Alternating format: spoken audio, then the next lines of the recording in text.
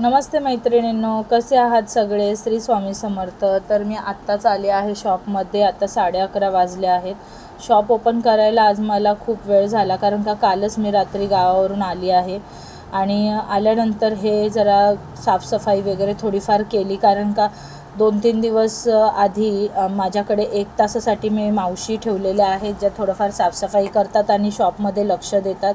तर त्या येऊन 3 ते 4 तासासाठी शॉप ओपन करत होत्या, म्हणून एवढी काही कचरा वगैरे शॉपमध्ये झालेला नाही.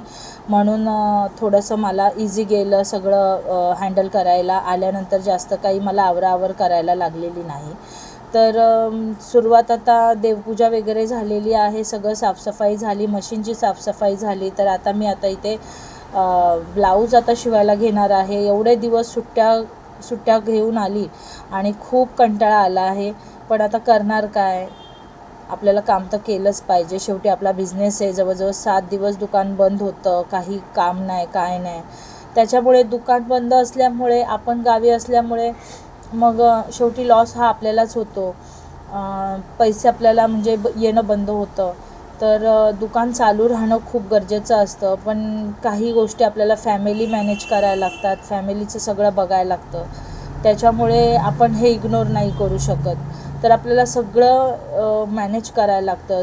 आपला बिझनेस, आपली कामं, आपलं घर, हे सगळं आपल्याला मॅनेज करायला लागतं. तर ह्या सगळ्याचा विचार करून आपल्याला दुकान काढायला लागतं. जर आपण घराकडे दुर्लक्ष केलं तर कदाचित घरामध्ये वादविवाद होऊ शकतात.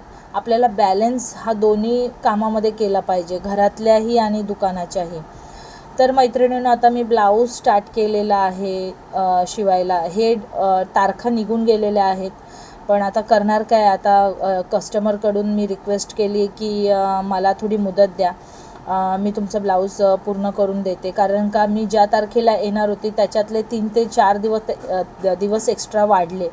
त्याच्यामुळे मला ब्लाऊज टायमात पूर्ण नाही करता आलं. काही कारणांनी मला लवकर गावी जावं लागलं आणि जवळजवळ 10-1 दिवस मी गावी राहिले. प्लॅनिंग होता 4 ते 5 दिवस राहण्याचा, पण 4-5 दिवस अजून एक्स्ट्रा वाढले.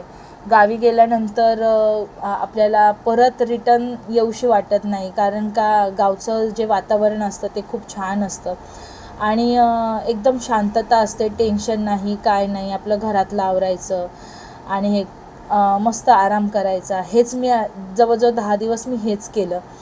पण आपल्याला आपलं कामही महत्त्वाचं आहे.